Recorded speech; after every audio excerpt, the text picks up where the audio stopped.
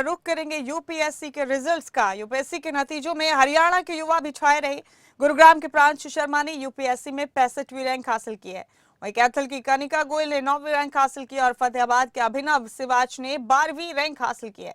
रेवाड़ी के तुषार कुमार ने 44वीं रैंक हासिल की। जींद की अंकिता पवार ने 28वीं रैंक हासिल की। अलग अलग जिलों से तस्वीरें देख रहे हैं और हमारे साथ इस वक्त प्रांशु शर्मा गुरुग्राम से वो एस्पिरेंट मौजूद है, स्टूडेंट मौजूद हैं जिन्होंने अच्छी खासी रैंक हासिल की है यूपीएससी के इम्तिहान में।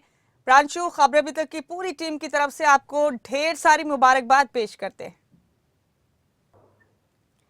जाहिर सी बात है प्रांशु, ये एक लंबा और मुश्किल बहुत सफर बहुत था धन्यवाद।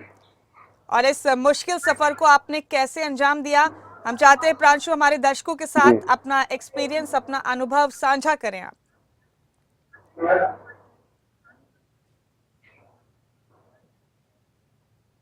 मैं ये एग्ज़ाम मेरे को सफलता जो मिली है 6 अटेम्प्ट के बाद मिली है। इससे पहले मैंने अटेम्प्ट दिया था 2017 में, जब मेरे को रेलवे अकाउंट सर्विस मिली थी और फिर मैं ट्रेनिंग और जॉब के दौरान मैंने साथ-साथ पढ़ाई करी है और इसमें काफ़ी समय लग गया, पर फाइनली ये सफलता प्राप्त हुई है। इसमें मेरे आस-पास के लोग सभी का सहयोग मिला है मुझे और मेरे माता-पिता, भाई-बंधु, सारे रिश्तेदार, मेरे टीचर्स, मेरे ऑफिस के लोग, सभी ने बहुत साथ दिया है इसमें। तो ये मेरे अकेले का सफर नहीं रहा है, बहुत लोगों ने मिलकर हमने ये सफर तय किया है। प्रांशु, हार्डवर्क तो जाहिर सी बात है पहली शर्त है किसी भी कामयाबी की।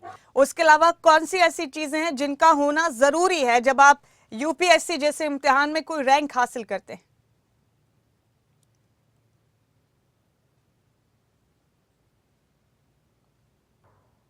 जी, मैं मानता हूँ मेहनत के साथ-साथ विवेक बहुत ज़रूरी है इसमें, कि आपको मालूम होना चाहिए आपको पढ़ना क्या है और आपको क्या नहीं पढ़ना है। क्योंकि आज के दिन हमें हर तरफ से हमें इन्फॉर्मेशन मिल रहा है, तो ये जानना भी उतना ही महत्वपूर्ण है कि आपको क्या छोड़ना है और क्या पढ़ना है।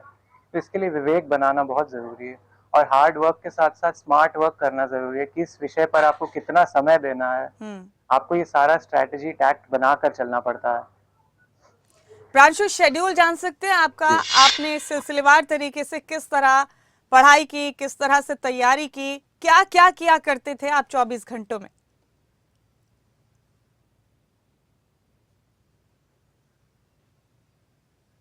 कोई ऐसा निर्धारित शेड्यूल रहा नहीं है मेरा, क्योंकि मेरे वर्किंग आवर्स भी हुआ करते थे और मेरा रूटीन थोड़ा सा इतना डिसिप्लिन अनुशासन वाला नहीं रहता था।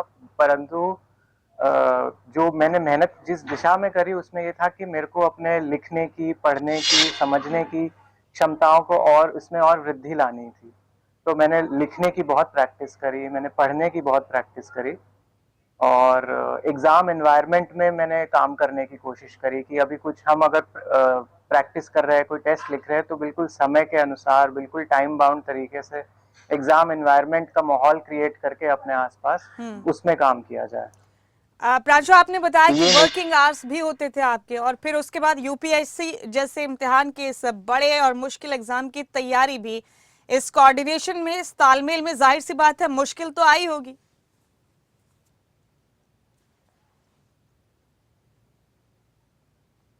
मुश्किलें आई थी, पर मेरे को काफ़ी समय के लिए छुट्टी भी मिली। रेलवेज़ में मैं काम कर रहा था, वेस्टर्न रेलवेज़ में, तो मुझे छुट्टी भी मिली इसमें।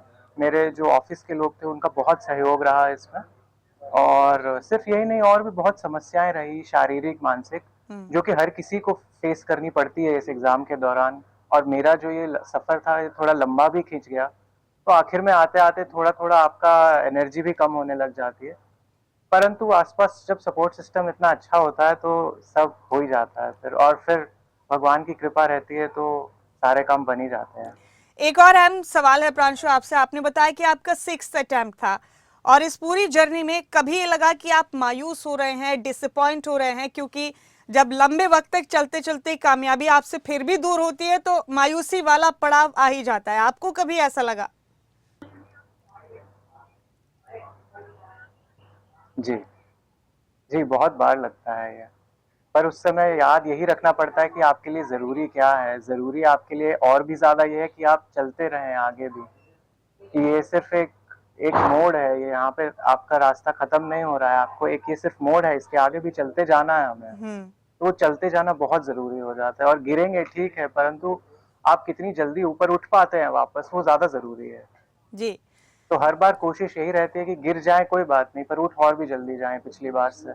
आपने ठीक जी। कहा प्रांशु, और आपकी इस कामयाबी ने साबित कर दिया कि मेहनत जाया नहीं होती, आपका हार्ड वर्क आपको अल्टीमेटली पे करता है और मंजिल आपके सामने होती है। एक बार फिर से आपको बहुत बहुत मुबारकबाद प्रांशु, इस पूरी कामयाबी के लिए, आपके जी, परिवार को, आपके पेरेंट्स को, आपके टीचर्स को, और सबसे ज्यादा आपके हार्ड वर्क को। बहुत बहुत धन्यवाद।